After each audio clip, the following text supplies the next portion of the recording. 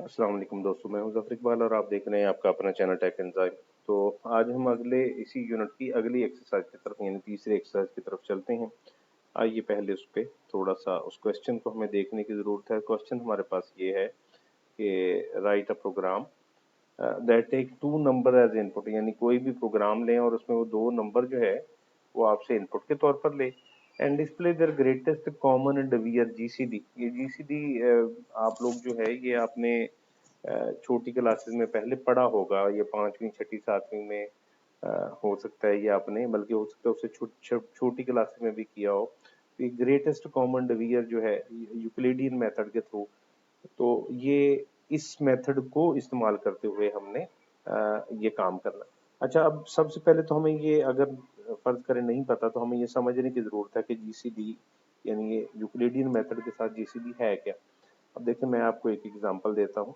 ये यहाँ पे हम ऊपर लिख लेते हैं एग्जांपल।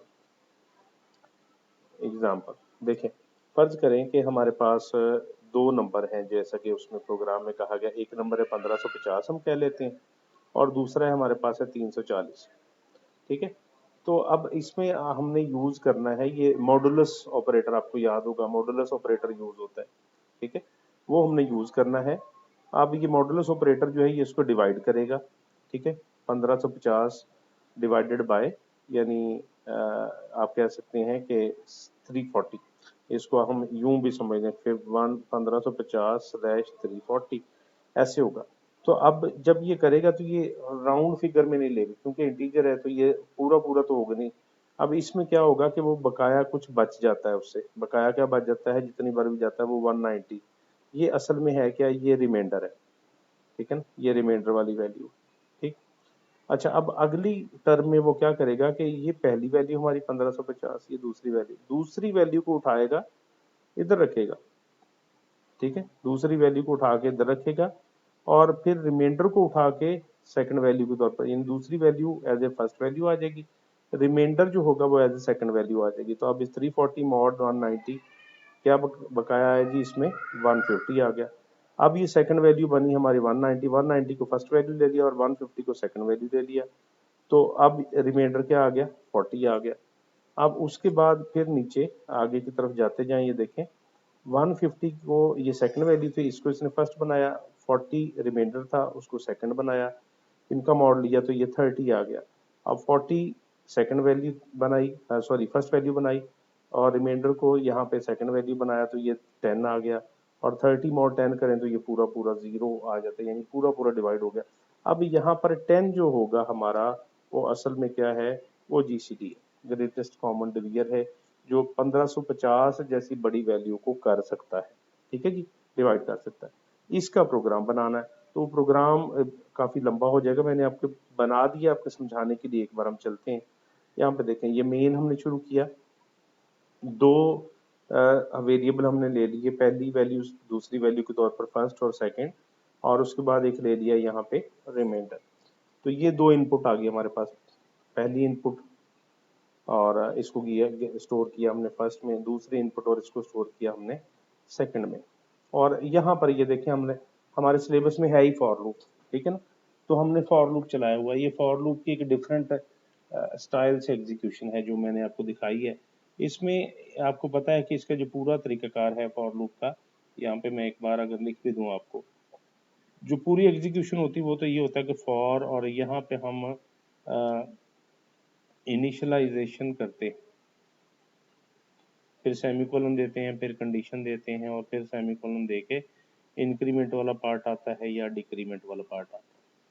ठीक है ना, ऐसे ही होता है। तो अब इसमें मैंने क्या किया हुआ है कि ये जस्ट कंडीशन है। ये देखें यहाँ पे सेमीकोलन आता है, जब सेमीकोलन ये हमने यहाँ पे लगा दिया, इसका मतलब ये पहला पोर्शन हमने ओमिट कर दिया, हम इसको नहीं करना चाह रहे इनिशियलाइजेशन।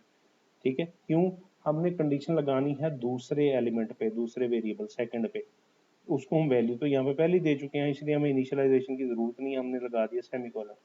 फिर कंडीशन क्या लगाई कि जब तक सेकंड जो है वो जीरो से बड़ा है, यानी हमने कहाँ तक लेके जाना है, अगर आप गौर करें तो हमने लेके कहाँ तक जाना है, ये देखें, ये जीरो तक लेके जाना है ना सेकंड को, सेकंड वैल्यू को जीरो तक लेके जाना। तो हम कहते हैं जब तक सेकंड वैल्यू जो है वो 0 से बड़ी है तब तक ये काम करे। अब ये काम क्या करेगा, यहाँ पे देखें काम क्या करेगा। और यहाँ पे इंक्रीमेंट डिक्रीमेंट सेमीकोलन के बाद वो हम ये वाला पोर्शन देते हैं, वो भी मैंने छोड़ दिया क्योंकि हम यहाँ पे इसके अंदर ही सारा इसको काम बता रहे हैं, इंक्रीमेंट या डिक्रीमेंट वाला। हम काम ये कर रहे हैं कि ये जो रिमाइंडर वेरिएबल लिया है, इस रिमाइंडर वेरिएबल को हम ये करते हैं कि यहाँ पे फर्स्ट और सेकंड को डिवाइड किया और जो रिमाइंडर आया वो इसको दे दिया। यानी ये हमने जो काम किया हुआ है ये पहला, ये फर्स्ट और सेकंड को डिवाइड किया और ये वैल्यू जो चलेगी 190 एक्चुअली किसको चलेगी, रिमाइंडर को चलेगी। जब ये रिमाइंडर को चली गई तो अब हमने ये करना है कि उसके बाद दूसरे स्टेप में हम क्या कर रहे हैं, सेकंड की वैल्यू उठा के फर्स्ट को दे रहे हैं। सेकंड की वैल्यू आप देखें प्रोग्राम के अंदर ऐसे ही हो रहा है।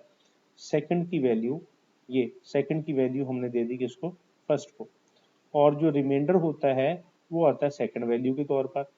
ये देखें फिर एक बार, ये रिमाइंडर है हमारा, इसको उठा के हमने सेकंड वैल्यू के तौर पर दिया, सेकंड को फर्स्ट वैल्यू बना दिया और रिमाइंडर को उठा के सेकंड वैल्यू बना दिया।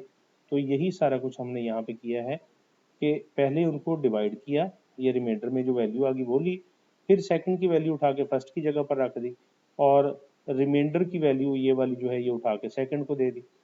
और ये फिर उस दोबारा इस प्रोसेस में आ जाएगा, ये पहली बार ये काम करेगा फिर प्रोसेस में आ जाएगा और उस वक्त तक ये करता रहेगा, इसको डिवाइड करके रिमाइंडर लेता रहेगा जब तक ये जीरो हो ना जाए, ग्रेटर देन जब तक जीरो, जब जीरो हो गया तो काम खत्म हो जाएगा, ठीक है ना। और जब ये मुकम्मल हो गया तो फिर इसने यहाँ पे बाहर आ जाना और ये वैल्यू जाएगी किसके पास, ये वैल्यू जो है ये असल में फर्स्ट वेरिएबल के पास जाएगी, ठीक है ना।